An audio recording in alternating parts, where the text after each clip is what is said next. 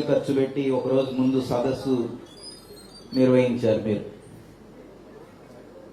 ఒక్కరోజు ఆగుంటే అయోధ్యలో రామాలయం వెలిసేది, దేశ సమస్యలన్నీ పరిష్కారం అయిపోయి ఉండే. ఎందుకంటే ఇప్పుడు కేంద్ర ప్రభుత్వం మోడీ అదే చెప్తున్నారు. తక్షణ సమస్యగా అయోధ్య రామాలయం ఎజెండా మీద నడుస్తుంది. 15 రోజులుగా తెలుగు ఛానళ్లు సహా దేశమంతా ఇంకే సమస్య లేనట్టుగా ప్రజల ముందు అదే ప్రొజెక్ట్ చేయబడుతున్నది. బజరంగ్ దళే తెలంగాణ రాష్ట్రాన్ని కూడా ఏలాలని ప్రయత్నం చేస్తున్నది. దాంట్లో భాగమే రాత్రి జరిగిన ఘటన ఇప్పుడు హరగోపాల్ సార్ ప్రస్తావించింది. ఒక ప్రమాదకరమైనటువంటి ధోరణికి బీజేపీ దేశాన్ని తీసుకొచ్చింది. ఇంకో 4 నెలల తర్వాత జరిగే పరిణామాలని ఊహించుకుంటే మనం ఇవాళ మాట్లాడుతున్నటువంటి అంశాలు విభజన హామీల గురించి ఒక అర్థం లేని వ్యవహారాలుగా మారిపోతాయి అనేది ఒక భయం కూడా ఉంది. బీజేపీ దేశాన్ని 10 ఏళ్లుగా నడిపినటువంటి తీరు కానీ, వాడి ఎజెండా మీదకి తెస్తున్నటువంటి అంశాలు కానీ, ఆర్థిక వ్యవస్థలో కార్పొరేటీకరణని వాళ్ళు ప్రోత్సహించినటువంటి తీరు కానీ, ప్రభుత్వ రంగం మొత్తాన్ని ప్రైవేటైజ్ చేసినటువంటి తీరు కానీ, నిరుద్యోగం విచ్చలవిడిగా 40% చేరుకున్నటువంటి పరిస్థితి కానీ, వ్యవసాయ రంగంలో సంక్షోభం కొనసాగుతున్నటువంటి పరిస్థితి కానీ, ఇవన్నీ గమనించినప్పుడు విభజన చట్టంలో మనకి ఇచ్చినటువంటి హామీలు చాలా చిన్నవి. ఇవి చాలా ముఖ్యమైనవి అని ఆ రోజు ఉద్యమ కాలంలో మనం అనుకొని ఉంటాం. కానీ గత 10 ఏళ్ల బీజేపీ పాలన రాష్ట్రానికి చేసినటువంటి అన్యాయం ఇచ్చిన హామీల కంటే కూడా చాలా పెద్దది. దాని పట్ల కూడా మన ఎజెండాని విస్తరించాల్సినటువంటి అవసరం ఉంది. కేవలం విభజన హామీల వరకే మనం పరిమితమై డిమాండ్లు పెట్టకుండా గత 10 ఏళ్ల పాలనలో తెలంగాణకి ఎంత విధ్వంసం చేసింది కేంద్రం అనేటువంటిది కూడా మన ఎజెండాలో భాగం కావాలనేది నేను అనుకుంటున్నాను. వాస్తవానికి వాళ్ళు అన్నిటి మీద ఆధిపత్యం కోసం చూస్తున్నారు. అడవుల మీద ఆధిపత్యం కోసం కార్పొరేట్లకు అప్పగించడానికి వాళ్ళు అటవీ సంరక్షణ నియమాల్లో మార్పులు చేశారు, పార్లమెంట్లో ఆమోదించారు. జిఎస్టీ చట్టం తెచ్చారు. వేల కోట్ల రూపాయలు తెలంగాణని వసూలు చేస్తున్నా దాంట్లో మనకు వచ్చే వాటా చాలా తక్కువ. ఇవాళ వ్యవసాయ రంగంలో కూడా వాళ్ళు చాలా ముఖ్యమైనటువంటి అన్యాయం మనకు జరిగింది. ఉత్పత్తి ఖర్చుకు అనుగుణంగా మద్దతు ధరలు ప్రకటించకపోవడం, ఆ ప్రకటించినటువంటి మద్దతు ధరలకి చట్టబద్ధత లేకపోవడం, బలమైనటువంటి రైతాంగ ఉద్యమం జరిగినాక కూడా ఇప్పటికీ మోడీ ప్రభుత్వం గత 3 ఏళ్లుగా ఆ హామీని పట్టించుకోవట్లేదు. ఇవాళ తెలంగాణ రాష్ట్రంలో 1,00,000 కోట్ల రూపాయల విలువైన పంటల్ని మనం పండిస్తున్నాం వాళ్ళ ధరల ప్రకారం. స్వామినాథన్ కమిషన్ సిఫారసుల ప్రకారం దాని విలువ 1,50,000 కోట్లు. అంటే స్వామినాథన్ కమిషన్ సిఫారసుల ప్రకారం ఎప్పుడైతే ధరలు ప్రకటించడం లేదో, తెలంగాణ రాష్ట్రం ప్రతి సంవత్సరం నష్టపోతున్నటువంటి పంటల విలువ 50,000 కోట్లు. ఈ విభజన హామీలు అన్నిటి విలువ కూడా అంత కాదు. కృష్ణా జలాల మీద ఆధిపత్యం, గోదావరి జలాల మీద ఆధిపత్యం కోసం వాళ్ళు గెజిట్ నోటిఫికేషన్ తేవడం ఒకటే కాదు, ఇప్పుడు కేఆర్ఎంబి ఏర్పాటు చేసిన తర్వాత, రివర్ బోర్డు ఏర్పాటు చేసిన తర్వాత మొత్తం నదుల్ని ప్రాజెక్టుల్ని వాళ్ళకి అప్పజెప్పమని మీటింగుల్లో ఒత్తిడి చేస్తున్నటువంటి పద్ధతి చూస్తే వాళ్ళు కృష్ణా జలాల్లో మనకి వాటా ప్రత్యేకంగా ఇవ్వాలని అనుకోవడం లేదు. మొత్తంగా అడవులను ఎట్లయితే ఆధిపత్యంలో పెట్టుకున్నారో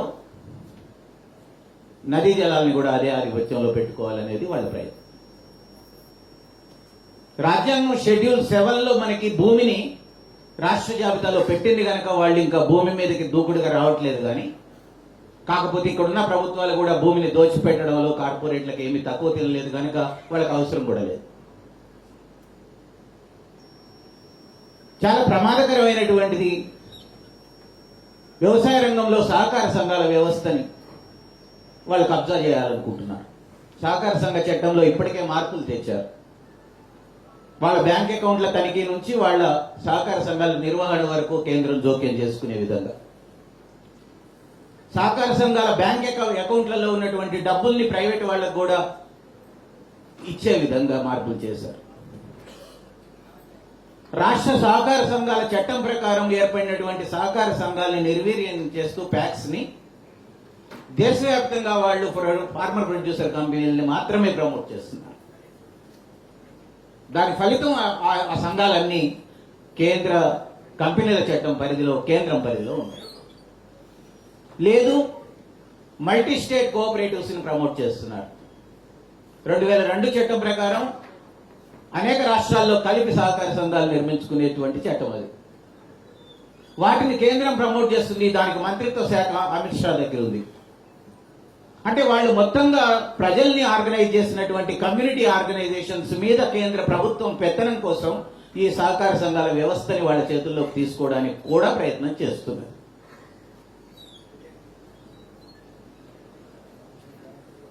అంతేకాకుండా ఇవాళ విద్యుత్ బిల్లు తెచ్చిపెట్టారు, పార్లమెంట్ లో ఉంది. ఎప్పుడు మళ్ళీ మెడ మీదకి వస్తుందో తెలియదు. ఎన్నికల్లోపు రావచ్చు, ఎన్నికలు అయిపోయినాకైనా మళ్ళీ వాళ్లే అధికారంలోకి వస్తే ఖచ్చితంగా వస్తుంది.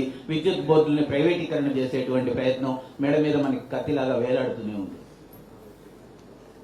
వీటన్నిటినీ మించింది ఎన్ఐఏ. ఇవాళ లా అండ్ ఆర్డర్ ప్రాబ్లం రాష్ట్ర జాబితాలో ఉన్న అంశం. కానీ ఈ రాష్ట్రంలో ప్రజా సంఘాలను అణిచేయడానికి, ఉద్యమ కార్యకర్తలను అణిచేయడానికి నిరంతరం ఎన్ఐఏ దాడులు చేస్తూనే వచ్చింది. 10 ఏళ్లుగా, రాబోయే కాలంలో కూడా చేస్తారు. ఒక నేషనల్ ఇన్వెస్టిగేటివ్ ఏజెన్సీకి రాష్ట్రాలను అప్పచెప్పేశారు. డీజీపీలు సహకరిస్తున్నారు, ముఖ్యమంత్రులు సహకరిస్తున్నారు. వాటికి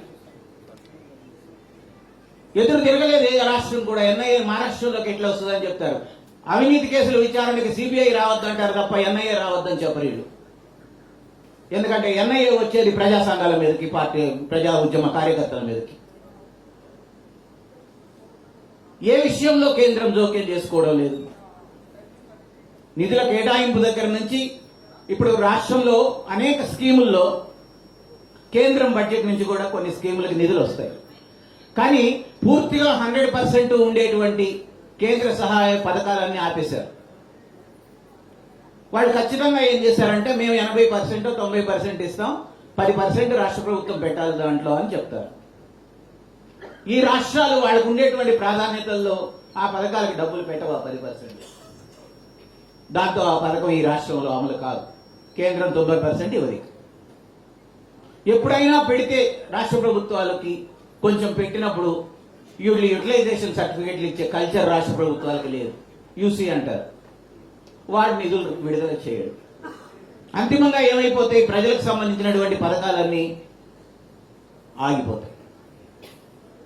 గత 10 ఏళ్లుగా అనేక సందర్భాల్లో ఈ రాష్ట్రం నుంచి యూసీలు వెళ్లలేదు, కేంద్ర ప్రభుత్వం నుంచి బడ్జెట్లు రాలేదు, వచ్చినటువంటి నిధులు కూడా వెనక్కి వెళ్ళిపోయినటువంటి సందర్భాలు అనేకం ఉన్నాయి. పూర్తిగా తానే ఒక గ్రామీణ ప్రాంతంలో మౌలిక సదుపాయాలను కల్పించడానికి నేను నిధులను పెట్టుబడి పెట్టాల్సినటువంటి కేంద్రం పన్నుల ఆర్థిక వ్యవస్థ తన చేతుల్లో ఉంది కనుక పెట్టచ్చు. కానీ ఒక స్కీమ్ తీసుకొచ్చింది, అగ్రికల్చర్ ఇన్ఫ్రాస్ట్రక్చర్ ఫండ్ అంటారు దాన్ని, వ్యవసాయ రంగ మౌలిక సదుపాయాల సంస్థ. దాంట్లో వాళ్ళు చేసింది ఏంటంటే 15% గ్రాంట్ ఇస్తాము, 85% లోన్ ఇప్పిస్తామని చెప్పారు. లోన్లో 1% వడ్డీ రాయితీ ఇస్తామని చెప్పారు. గ్రామీణ ప్రాంతంలో మౌలిక సదుపాయాలకేమో లోన్ ఇప్పిస్తారు. వాడెవడో అహ్మదాబాద్ నుంచి ఢిల్లీ దాకా కావాలంటే మెట్రో దాని మీద డబ్బులు పెట్టి టోల్ ట్యాక్స్ వసూలు చేసుకోవడానికి వాడికి అనుమతులు ఇస్తారు. లేదా ఇంకెక్కడో ఒక కార్పొరేట్ వాడు ఒక కంపెనీ పెడతానంటే లక్షల కోట్లు వాడికి దోచి పెడతారు. గ్రామీణ ప్రాంతంలో మౌలిక సదుపాయాలకు మాత్రం రూపాయి పెట్టరు, అప్పుగా ఇప్పిస్తామంటారు. ఆ శాంక్షన్లు మాత్రం జరగవు. ఇవాళ వాతావరణంలో వచ్చినటువంటి మార్పుల తర్వాత ప్రకృతి వైపరీత్యాలు పెరుగుతున్నాయి. ప్రకృతి వైపరీత్యాలంటే భారీ వర్షాలు పడితే పంటలన్నీ నాశనం అయిపోతున్నాయి. పంటల బీమా పథకం అవసరం. కానీ 2020లో పంటల బీమా పథకంలో పూర్తి మార్పులు చేసింది కేంద్ర ప్రభుత్వం. ఆప్షన్ రాష్ట్ర ప్రభుత్వాలకు వదిలిపెట్టింది. తాను కట్టాల్సినటువంటి ప్రీమియంని 50% నుంచి 30% తగ్గించుకుంది. నిజంగా సన్న చిన్నకారు రైతుల యొక్క మొత్తం ప్రీమియంని కేంద్ర ప్రభుత్వం చెల్లిస్తే ఏం పోయింది? నిజంగా అదేమన్నా భారమైన మాట? ఒక 10-15 వేల కోట్ల రూపాయలు ప్రీమియంగా ఒకవేళ రాష్ట్ర ప్రభుత్వాలకు చెల్లించాల్సి వస్తే, రాష్ట్ర ప్రభుత్వాల దగ్గర ఆర్థిక స్తోమత రీత్యా ఆ పథకాల నుంచి విత్డ్రా అవుతున్న దశలో కేంద్రం ఎందుకు తను ఆ బాధ్యతను తీసుకోలేదు? తాను కూడా చేతులు ఎత్తేసింది. ఇవాళ 3 సంవత్సరాలుగా తెలంగాణ ప్రజలు భారీ వర్షాల వల్ల నష్టపోయినటువంటిది వేల కోట్ల రూపాయలు. ఇవాళ 2020లో 1500 కోట్ల రూపాయలు నష్టపోయినట్టు రాష్ట్ర ప్రభుత్వం ఒక ఉత్తరం రాసింది. వాడు 500 కోట్ల రూపాయలు మాత్రమే శాంక్షన్ చేశాడు సెంటర్. వాడు ఇది కూడా పంచలేదు అనుకోండి కేసీఆర్, అది వేరే విషయం. ఇంకొక దానికి ఇంకొకసారి ఇంకొక ఉత్తరం రాస్తే కేవలం 180 కోట్లు మాత్రమే శాంక్షన్ చేశాడు. ఒక జిల్లాలో నష్టం దానికంటే ఎక్కువ ఉంటుంది. అంటే కేంద్రం రాష్ట్రాలకు ఇచ్చేటువంటి అనేక రకాల సహాయాల్ని, పథకాలని కోతలు పెడుతూ వచ్చింది. ఇవన్నీ కూడా మన ఎజెండాలో భాగం కావాలి. కేంద్రం పన్నుల ఆర్థిక వ్యవస్థ మీద సేల్స్ ట్యాక్స్ రూపంలో ఇవాళ పెట్రోల్, డీజిల్ ధరలు పెంచేసి 28-30 లక్షల కోట్ల రూపాయలు సంపాదించింది 5-6 ఏళ్లలో కేంద్రం. జిఎస్టీ రూపంలో లక్షల కోట్లు సంపాదిస్తుంది. కానీ రాష్ట్రాలకు వచ్చేసరికి నిధుల్లో కోత పెడుతున్నారు. కాబట్టి రాష్ట్ర ప్రభుత్వాల మాట్లాడినా మాట్లాడకపోయినా ప్రజల పక్షాన పనిచేసే వాళ్ళంగా కేంద్రం విధానాల్లో ఉండేటువంటి రాష్ట్రాల వ్యతిరేక వైఖరిని, మొత్తం వనరులను కబ్జాలో పెట్టుకోవడానికి కేంద్రం చేస్తున్నటువంటి ప్రయత్నాల్ని మనం ఎప్పటికప్పుడు ఎండగట్టాలి. ఈ సందర్భంగా 2 మాటలైతే చెప్పాలనుకుంటున్నాను. కేంద్రం కార్పొరేట్ అనుకూల వైఖరి ఉంటే రాష్ట్రాలు కూడా అదే బాటలో పోబోతున్నాయి. నిన్నటి ఒప్పందాలు కూడా ముఖ్యమంత్రి గారు చేసుకున్నాయి, దాంట్లో భాగమే. ఆదానితో గాని జిందాల్తో గాని చేసుకునే ఒప్పందాలు దాంట్లో భాగమే. బయ్యారంలో ఉక్కు ఫ్యాక్టరీ గురించి మనం అడుగుతున్నాం. ఏ జిందాల్కో ఆదానికో ఇవ్వకుండా చూసుకునే బాధ్యత కూడా మనదే. ఎందుకంటే అది 1 of 70 ప్రాంతం, ఆదివాసుల ప్రాంతం. ఆదివాసీ వనరుల మీద ఆదివాసులకు మాత్రమే హక్కులు ఉండాల్సినటువంటి ప్రాంతం. ఆ ప్రాంతంలో ప్రైవేటు ఉక్కు పరిశ్రమలు ఎట్టి పరిస్థితుల్లోనూ అనుమతించద్దు. ప్రభుత్వమే అక్కడ ఉక్కు ఫ్యాక్టరీని పెట్టే విధంగా కేంద్ర ప్రభుత్వం మీద ఒత్తిడి చేయాలి. అందుకని కార్పొరేట్లు వచ్చేస్తే రాష్ట్రాన్ని అభివృద్ధి చేస్తారనేది ఉట్టి మాట కనుక కొత్త ప్రభుత్వానికైనా మనం చెప్పాల్సింది ఆర్థిక నమూనా స్పష్టంగా ఉండాలి. ప్రత్యామ్నాయ ఆర్థిక విధానం అనేది ప్రజల కోణంలో ఉండాలి, పర్యావరణ కోణంలో ఉండాలనేది చెప్తూ, తాజాగా నిర్మల్ జిల్లాలో కూడా ఇథనాల్ ఫ్యాక్టరీని వ్యతిరేకించిన 60 మంది మీద ఇదే ప్రభుత్వం 307 కేసు పెట్టింది. బీఆర్ఎస్ ప్రభుత్వం ఒక కేసు పెట్టింది చిత్తనూరులో, కొత్త ప్రభుత్వం 60 మంది మీద మరో కేసు పెట్టింది. ఈ కేసుల్ని వెత్తేయాలనేటువంటిది కూడా నేను డిమాండ్ చేస్తూ, ప్రజల పక్షాన పోరాడే వాళ్ళంగా ఎప్పటికీ గత 10 ఏళ్లుగా ఉన్నట్టుగానే మనం ఉందామనేది మిమ్మల్ని కోరుకుంటూ ముగిస్తున్నాను.